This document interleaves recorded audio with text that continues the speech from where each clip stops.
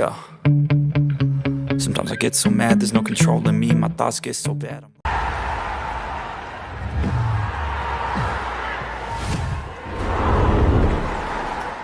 Mohon subscribe channel ini dulu guys, agar kalian tidak ketinggalan update berita terbaru Timnas Indonesia hari ini.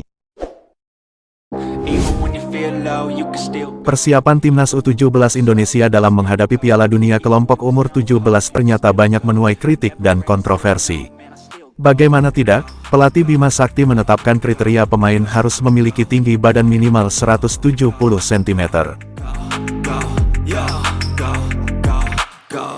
Skuad inti Timnas U17 Indonesia sejatinya sedang menjalani pemusatan latihan di Jakarta, tetapi PSSI juga menggelar seleksi terbuka untuk pemain baru. Seleksi tersebut akan digelar di 12 kota, dengan satu syarat yang memantik kontroversi. Syarat tersebut ialah kriteria tinggi pemain yang ditetapkan minimal 170 cm hingga 185 cm. Kriteria itu dipahami sebagai upaya PSSI untuk menghilangkan inferioritas pemain Indonesia di hadapan pemain negara lain. Bima Sakti menegaskan tidak ada keistimewaan untuk pemain, yang berarti tidak akan ada kompromi mengenai syarat ini, apalagi nanti ada masuk pemain dari seleksi yang dibikin di 12 kota, ucap Bima, di laman resmi PSSI. Yang pasti pemain yang memenuhi kriteria kami, dan sesuai dengan kebutuhan tim, yang akan dipilih, tidak ada keistimewaan untuk setiap pemain, semua mempunyai peluang yang sama untuk masuk di tim U17 Indonesia, tandasnya. Namun kriteria itu terasa ironis, sebab pemain terbaik dunia saat ini bertinggi kurang dari itu, yaitu Lionel Messi 169 cm.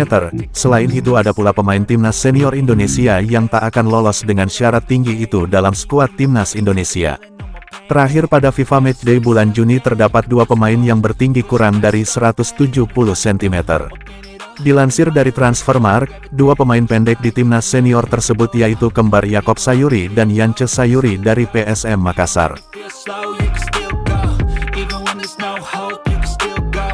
Si kembar cuma memiliki tinggi 168 cm, 2 cm lebih pendek dari pemain terpendek berikutnya seperti Witan Sulaiman.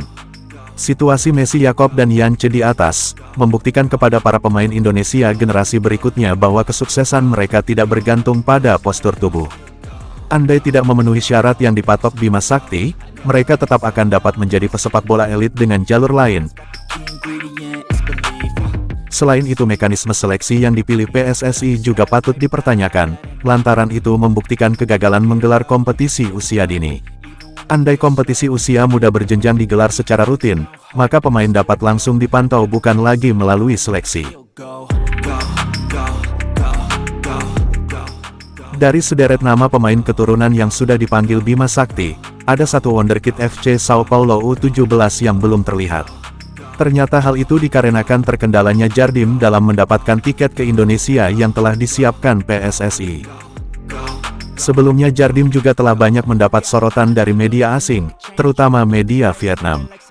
Media tersebut mengulas Welber Jardim Halim yang menjadi sosok menonjol dari sejumlah pemain muda abroad tersebut.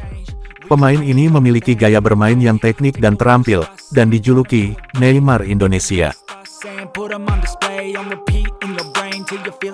Sebenarnya tak hanya Welber Jardim, nama Mahesa Ekayanto yang kini bermain untuk FC Dordrecht di kasta kedua Liga Belanda, juga mendapat sorotan. Gelandang kelahiran 2007 ini memiliki fisik yang sangat bagus dengan tinggi 1,82 meter, menjanjikan untuk menjadi tumpuan pertahanan U17 Indonesia, tulis media tersebut. Suatu kebanggaan guys untuk kita Indonesia karena kita memiliki banyak pemain-pemain hebat seperti yang telah Mimin sebutkan di atas. Mari kita doakan guys, semoga timnas Indonesia bisa lebih maju lagi ke depannya. Bravo Timnas!